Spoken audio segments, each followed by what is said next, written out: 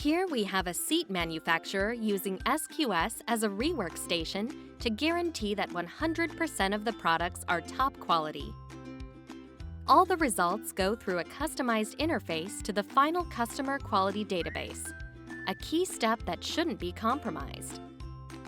Because of the criticality of the solution, the customer has a TechCover production critical contract to ensure the best support and response time. It seems there is something odd here.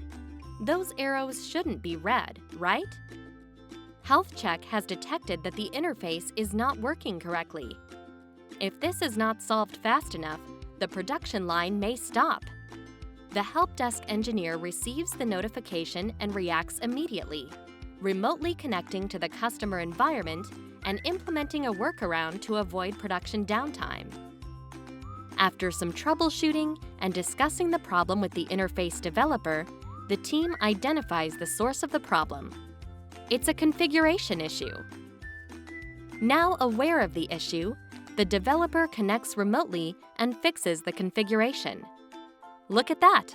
The data is flowing again. Oh, that was close. The production line didn't stop, and we can see our customer is relieved.